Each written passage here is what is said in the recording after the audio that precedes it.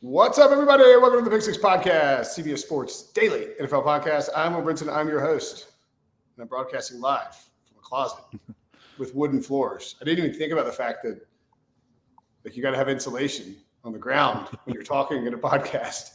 Anywho, Baker Mayfield traded to the Carolina Panthers. A not so shocking, but big, huge offseason trade in the sense of the timing and the ramifications. And joining me to break it down, the one, the only Jared Dubin. Dubs, what's up, buddy? I'm doing fine. How are you, sir? I'm doing pretty good.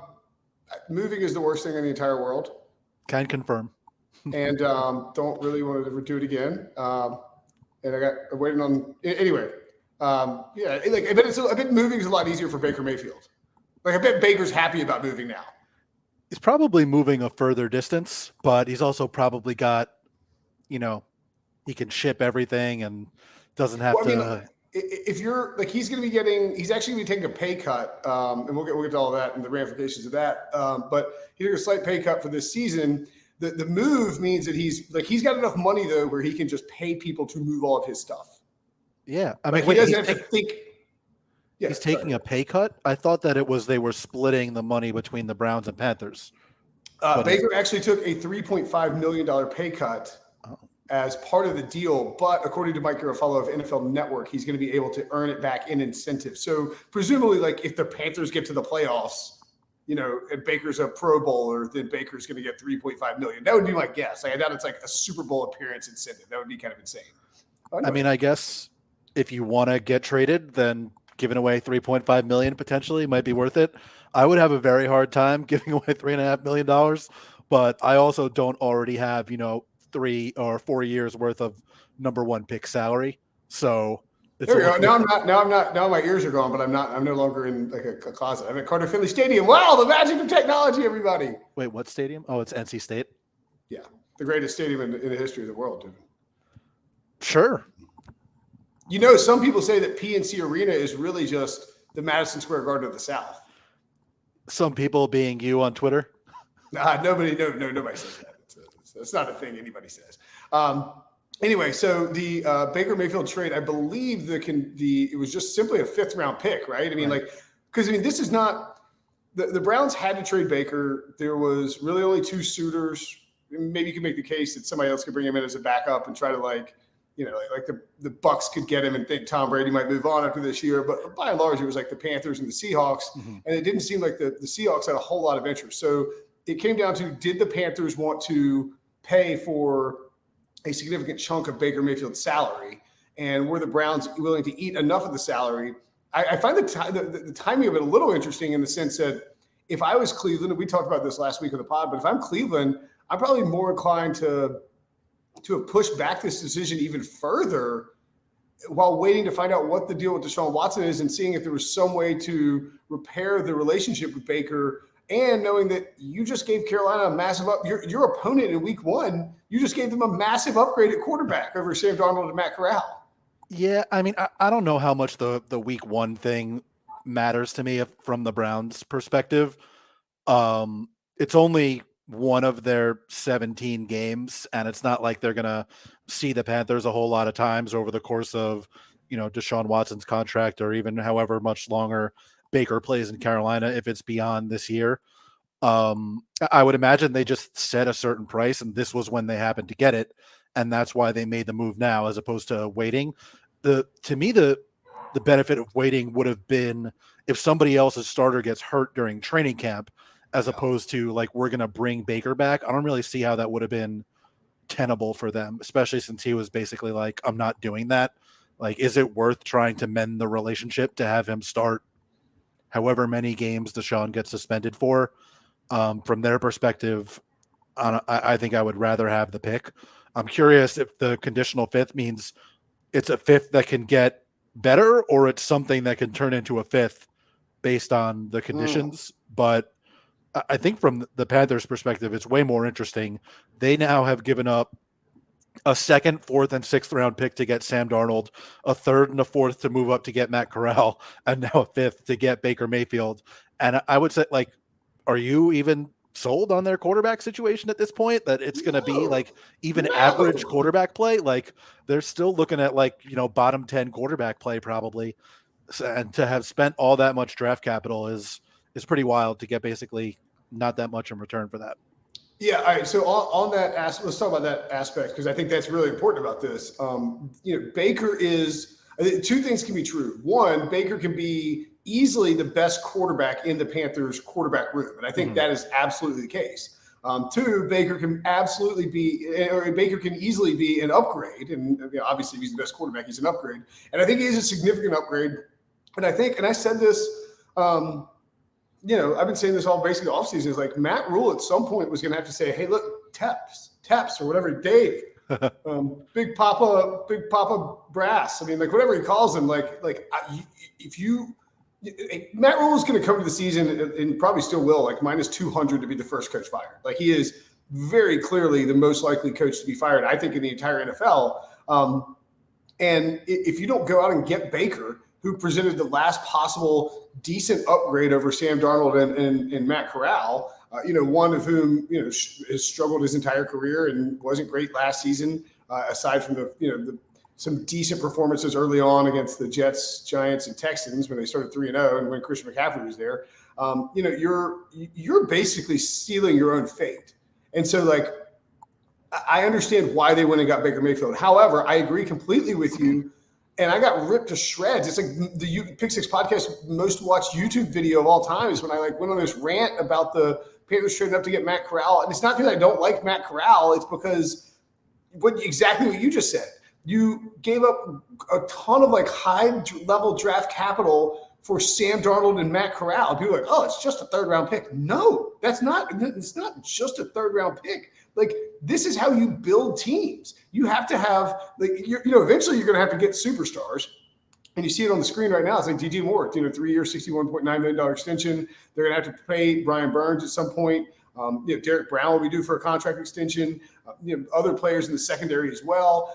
Christian McCaffrey eats up a ton of cap space. I know, Ike Ekwonu is a rookie, but 3 years in, if he's playing the way you expect him to, he's going to get a massive contract. And so, in the NFL, if you are correctly building a team, you are going to be bringing in superstars, and then you have to be supplementing it with good picks in the mid rounds. And the Panthers just can't make any picks the last couple of years because they've given them all away for these quarterbacks who just aren't even that good. And it'd be one thing if they were taking flyers on, you give up the Rams give up 2 firsts for Matthew Stafford. There's an established performance level from this guy over the course of his career. That's one thing. But I don't mind taking a flyer on the Baker trade itself for the 5th. I'm fine with. It's the Darnold with the Corral trades. It's coupled with all three. It's you just gave up a bunch of what amounts to. I bet if you add up all the picks they use on these quarterbacks, I bet it amounts to something close to a first round pick in terms of draft capital. Yeah, the Baker trade in a vacuum is perfectly fine. They gave up a 5th round pick for a 1-year flyer on a guy who has at least shown the ability to be a competent NFL starter, and even better than that when everything is working in his favor in Cleveland, when he's had really good offensive line play and the run game going and the play action all married together. He's played at a decently high level when that's happened. It's basically when anything is off, where if one offensive lineman was hurt, or the one wide receiver was out, or the run game wasn't working perfectly, then things have kind of fallen apart for him. But a 5th round pick for that is perfectly fine. That's a reasonable price to pay. It's having also thrown 5 more draft picks at 2 other options who are, in an ideal world now, not going to play for you. And it's one thing if you're, giving up draft capital. Bless you. Oh, excuse me. Sorry about that. Right. It's one thing if you're giving up draft capital and actually getting your starter with that draft capital. But they went, from the number 6 pick until the 4th round this year before they made a draft pick. They just had nothing on day 2. The 3rd round because they traded up into the 3rd round to get Matt Corral, right? Yeah, they were supposed to go until the 4th round, but they moved up by giving up, I think, this year's or next year's this year's 4th, which is 101, and then next year's 3rd, which again, people are like, oh, that's not much. It's no, that's actually a lot. You were, and then when you factor in the Darnold stuff, exactly, and you see on the screen it's really interesting because the Panthers' win total was 6. juiced to the under -120 at Caesars. And now you go from 5.6 projected wins, according to Sportsline, with Darnold to 6.3 for Mayfield. The chance to division, you double your division chances up to 2.5%. I mean, if Tom Brady plays 17 games, you're just not winning the division in Carolina. Neither is Atlanta or New Orleans. Doubling your playoff odds is pretty good. Yeah, exactly. That's what I was looking at too. Is you go from 4.4% to 8.8%. I mean, it's not even like you're not even in. You're telling me there's a chance territory. You're in like, hey, I mean, 10% chance to make the playoffs for Matt Rule would probably sign for that right now, like 1 in 10 chance of making the playoffs. Yeah. And you've gone from 1 in 25 to 1 in 11 ish. Yeah, exactly. Like that's a significant upgrade. Yeah. Yeah. And I mean, for a relatively low cost, like the money on the cap sheet is not insignificant, but that's a lot less than you're paying for most starting quarterbacks.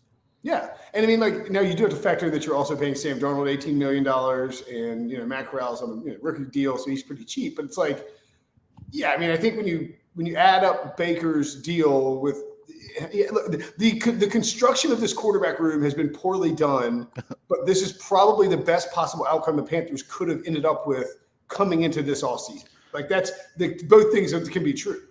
They could have been a Russell Wilson team, I guess, would be the better option. I don't know how they would have gotten there. Like, I don't know how they were beating both Denver's offer of picks and Denver's offer of where Wilson would have wanted to go. I guess, would you rather have Baker than Jimmy G? He's healthier. Yeah, I feel like you get a motivated Baker in the final with playing for a contract, who's been just cast aside by the team that took him number 1 overall versus Jimmy makes more money too. Would have been more difficult to fit that on the books.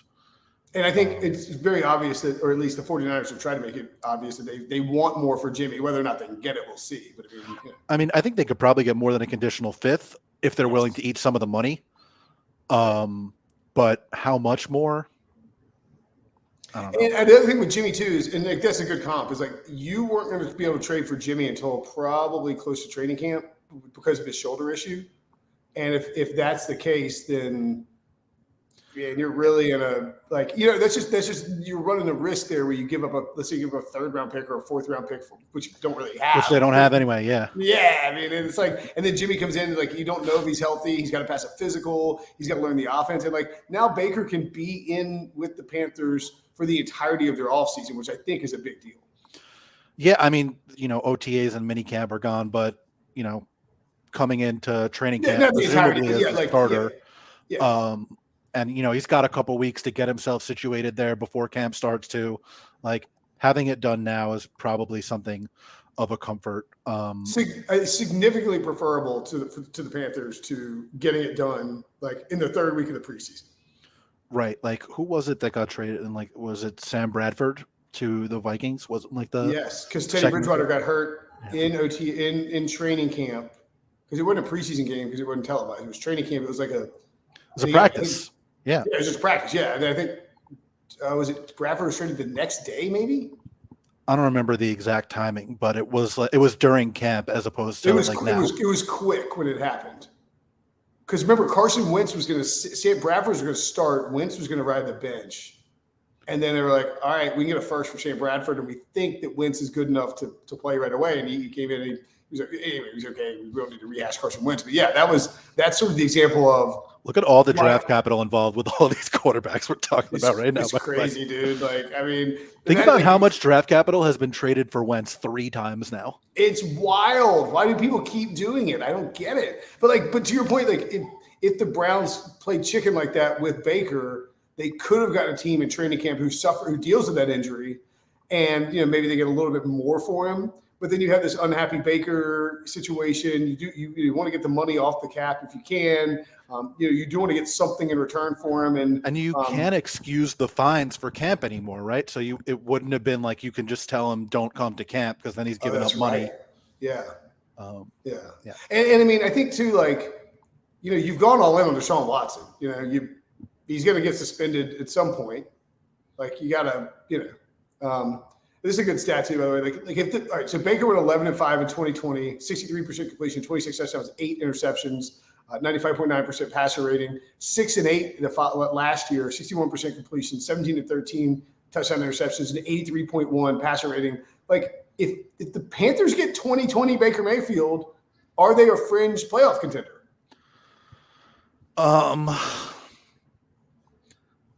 2020 Mayfield, 60 to 90. I guess the NFC is not really that good. But it's hard for me to see the Panthers offense producing the same Mayfield that 2020 Browns offense did. He was just so insulated in terms of that offensive line, and Chubb and Hunt and Stefanski doing the play calling. Like, he's got Ben McAdoo as the offensive coordinator now. I'm not particularly inspired by that.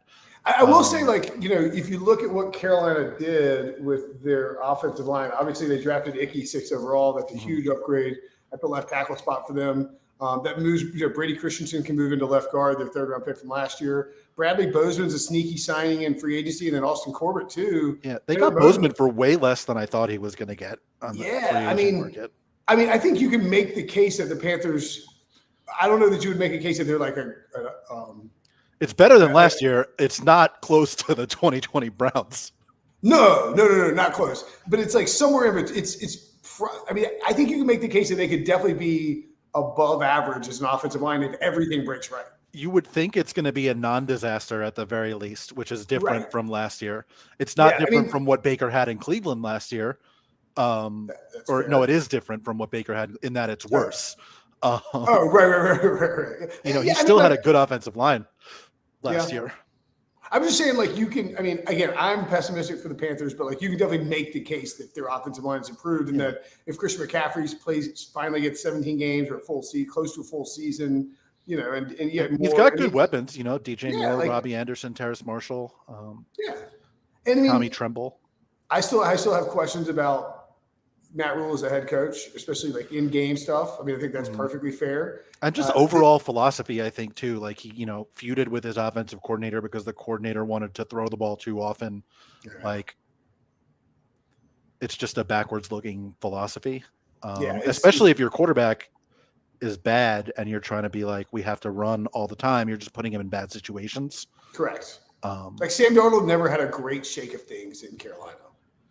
Not that he would have succeeded really anyway. Well, how would Sam Darnold have been on the 2020 Browns? I think I'm not saying he would have been Baker. I think he could have been okay. Yeah, if he was 2021 Baker, that's still not very good. That's true.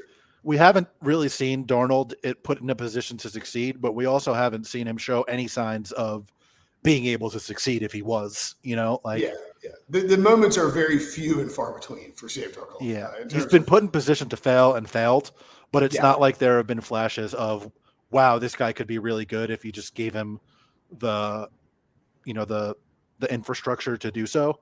I feel like every game you see Sam Darnold, it's like there's like maybe 1 or 2 plays you're like, oh, and then like you're like, and it's not like anything within the structure of the offense. It's like, oh, he got outside and made a throw like over the top of a guy. That kind of stuff is not. Remember when he was leading the league in rushing touchdowns 3 games into the season? Yes. Yes. Amazing. All right, let's take a quick break. When we come back, we will discuss what this means for the Browns next. We're about to start our very own streaming service. South Park: The Streaming Wars is now streaming on Paramount Plus. Yeah! Surprise! We're in the streaming business too. Where'd you get that? Making stuff for streaming services?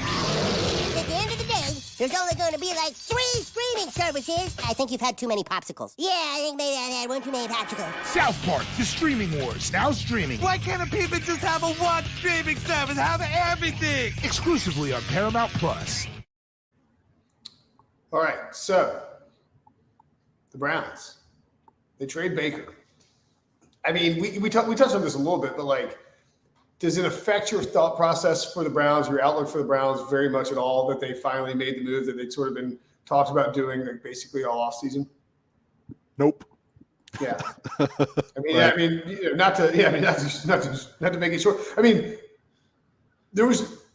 We expected Jacoby Brissett to start if and when Watson was suspended, and that's still what's going to happen. Yeah. You know, like I wasn't one of the people that thought like, oh, they can mend fences with Baker and he's going to start for them. That just like, I just wasn't in that camp. So I would imagine for the people that were, then yeah, it might affect, you know, your thought process on what would happen for the Browns this year. For me, it really doesn't. And I don't think it weighs on, like, I don't think this tells us all that much about what the Browns think in regards to, you know, when or how long a Watson suspension is coming. I think it tells us absolutely zero. Yeah. Like this was a move that they were prepared to do no matter what happens to Watson, because like they had already, I mean, all right, let me ask you a different question. If the Browns could go back in time 6 months, who was their and do whatever they wanted again through the offseason, who's their quarterback, right? Who's quarterback one right now? I mean, from the Browns' perspective or from my perspective? Yeah, like no, you get to be Jimmy Haslam for the day. I mean, if it was me, I would just, you know, Baker would start again for one more year. Yes, I agree completely. I think that they would still, like, based on what they've said, I think they would still do the Watson trade. All right. Based on, you know, everything they've said and done since then, sort of seems that way. Yeah, I mean, I guess you would not have done that. Yeah, and I mean, you know, it depends on your feelings, like from a moral perspective about trading for Watson. I mean, I think I don't know, like the fact that like all these cases started popping up again, like more of them came out after the Watson trade. It's like, I mean, you don't know what you're going to get out of Watson for the next year plus. Like we could get 8 games, 12 games, indefinite suspension that keeps him out for the entire year, and then into 2023. And if like that's the case, and all of a sudden you really wish you kept Baker and you know, trying to figure out a way to make something work and get back on the same page and to, you know, and to go to just see what he could do in 2022 with a, you know, improved offensive line. You add Amari Cooper, you know, still, you know, I would prefer to have Baker on that single year deal, knowing you're in purgatory a little bit with him because you don't know whether or not you want to give him a huge contract. But the idea that you give Watson this fully guaranteed deal and give up all that you gave up for him, and like, you know, if he doesn't play this year, we're talking picks that could be really good for the Texans, and you know, you just don't know when he's going to be on the field or if he's going to be available at all. And so, you know, 2022 with Jacoby Brissett isn't a playoff team for the Browns. No, and all of that is correct, and all of it, to me at least, is secondary to, you know, the moral implications of trading for someone in, you know, that has been accused of what Watson's been accused of, and that they did it so soon after a grand jury declined to press charges, I think to me shows a misunderstanding of the grand jury process. Because first of all, a grand jury declining to press charges doesn't mean someone is innocent. Second of all, a new grand jury can be impaneled by the same prosecutor. A new prosecutor could be hired and decide to press charges on their own or impanel a new grand jury. This same prosecutor could decide to press charges even though the grand jury decided not to. New cases can come out and a grand jury can be impaneled based on those cases, or they could decide to press charges independent of a grand jury. Usually these prosecutors send these things to a grand jury because they want to punt off the responsibility of being the one that decided whether or not to press charges. And like, I'm a lawyer. Prosecutors can get grand juries to do basically whatever they want based on the evidence they present in there. And a lot of times they'll present evidence that, you know, is not sufficient to press charges because they don't want to be the guy that screwed up the Deshaun Watson case or whatever it is. Or the guy who brings, or you're like, man, we're hearing there's more stuff out there. We don't want to be the guy that, you know, go to the grand jury now, you get the, like you press the charges now and it turns out there's more charges. Like, yeah, I mean, right. I mean, all of which is to say, basically, they did this right after a grand jury declined to press charges, despite. Remember Schefter had that tweet or whatever. It's God. Now this day in court. But basically, despite that, like, he's not out of criminal legal jeopardy, like in a definitive sense. Like, that's still something that could happen in the future. And that's, you know, independent of all the civil cases that have been filed. Some of those have obviously been settled at this point. I believe 4 of them are still remaining. And, you know, other people have come out and talked about, you know, their experiences with him since then, and not either filed a civil case or criminal charges against him, those people could still decide to do that in the future. And, I don't get it from, I understand their thinking. Like, there's basically their calculus is, we don't care. He's going to help us win a Super Bowl. Maybe that happens. Maybe they consider that worth it. I don't. Well, I also think it shows a significant misunderstanding of how the NFL disciplinary system works as well. Right, which is basically, we can do whatever we want. It's been decided in court that they can do whatever they want. Yes. Yeah, like in the NFL, it's like the NFL. It doesn't matter what the NFL. It's like it doesn't matter if you settle these cases and there's no like definitive proof of you doing something wrong. There's no criminal charges. There's no civil cases pending. We'll just suspend you indefinitely because that's what we can do, and we can do whatever we want. We suspended Tom Brady like 4 games for allegedly conspiring to deflate footballs. You think we won't suspend you a year for these 22 cases? Like they can do, and just they don't even have want. to have a reason, like, No. and they don't have to publicly state a reason, and they don't have to adhere to any sort of precedent or guidelines that are in their own CBA. Like, Correct. That, In fact, if the third party, if Sue Anderson suspends him for 1 game, Roger Goodell can step in and say, "No, I think it'll be 100 games." right, actually. the NFL itself can appeal the decision Correct. from the independently appointed, not investigator. Arbiter. Yeah. It's not an arbiter because they're not in Or, arbitration. yeah. Like, Yeah. but Right. it's- The hearing officer. I guess. Yeah, whatever you want to call what Sue L. Robinson is. The NFL can appeal just as likely as, or the NFL has the same right to appeal that the NFLPA does. Yes. Correct. Exactly. Or, unless there's no punishment, then the NFL can appeal. That's true. Yes, but it would be a shocker if Sue Robinson gave out no punishment for this. Right. But that's the situation. only situation that the NFL can appeal. All right. So you and I both kind of agree that this matters a great deal for the Panthers, and matters very little for the Browns in so much as like they were going to play Deshaun as much as he's eligible this year, and Jacoby Brissett was going to play the rest of the games, and that they knew that Baker wanted out. They knew that they were going to move on from Baker. I do think that from a Cleveland perspective, I would guess that Carolina came to them too with this and was like, "Look, we tried to do something during the draft, it didn't work out. This is our final. We will do something to get Baker, but it has to happen before training camp. And here's as far as we're going the financials." And Cleveland was like, "All right, if we don't do this now, there's a chance we just have to cut him and eat the $18 million." Yeah, I mean, it's either that or Cleveland set a price that Carolina was now willing to meet. Like, it's either Carolina said, "This is our best and final offer," or Cleveland had this price set for a while and Carolina was finally willing to meet it.